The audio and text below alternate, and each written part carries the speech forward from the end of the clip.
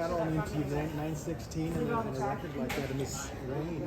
Yeah, it's pretty special. You know, I've been patient a really long time, and I've had a lot of highs and lows, so I'm really grateful for this moment.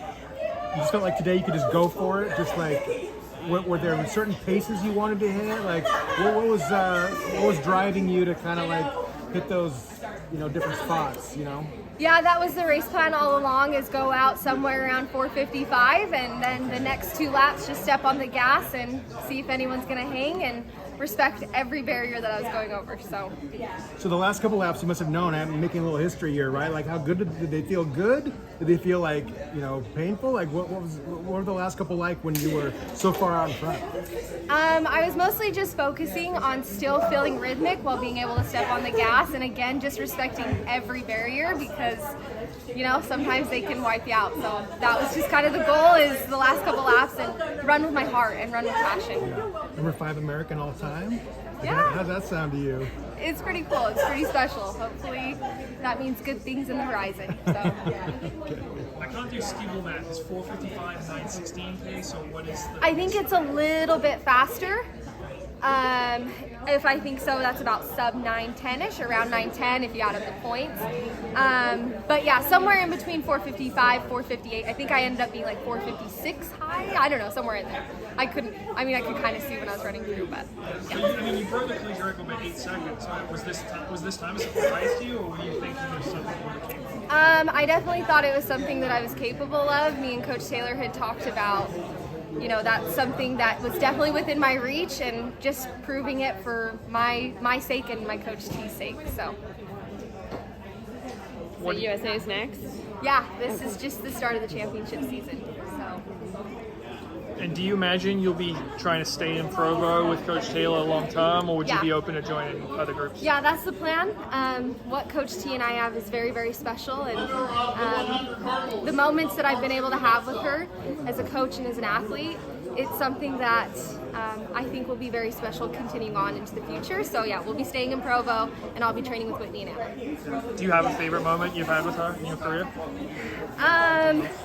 There's been a lot of moments. There was one moment my sophomore year.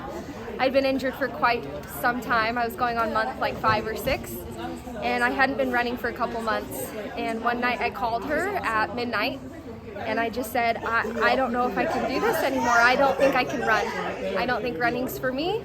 It's bringing me heartbreak. And Coach Taylor just said, wait until you're healthy, and then we can have this conversation. So put on pause, and I'm really grateful that she always believed in me, even when I didn't believe in myself, because I would have missed out on a lot of moments like this. Yeah. So. Did you ever have that conversation, like once you were healthy again?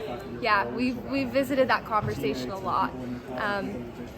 Patience is something that I've really had to learn over the last 6 years here at BYU. And Coach Taylor has been nothing but even more patient than myself. She's always seen something in me, and she's incredible at bringing out the best as me as an athlete, but me as a person. Mm-hmm. Last year you were 4th in this race. Like, did anything go wrong in that race, or was it just like you got beat by a couple better athletes? What do you think happened in that one? I think what happened in that one is a mixture of, I had gotten sick the week previously, so that always just takes a tiny bit. I'd gone a little too hard in the prelims. That's why this year in the prelims I stepped right off the gas, and I didn't make the right moves. So a lot of stuff that maybe a tiny percentage was out of my control, but a lot of it definitely in my control, that I just didn't follow the race plan, and that happens, but I'm really grateful for it, actually. I learned a lot about myself and who I am as an athlete, so I wouldn't change how my path has been. Mm-hmm. And obviously America has 2 great steeplers with Courtney Ferris and Emma Coburn. And how do you feel like you stack up against them at the moment? They're very, very respectable women, and what they have done for this sport in women's steeple has been incredible, and they've paved a really great path. However, I feel like I'm ready to step into that big pond, so. Yeah. All right. Well, congrats on the win. Thank you, guys. Thank you. I appreciate it. Thanks.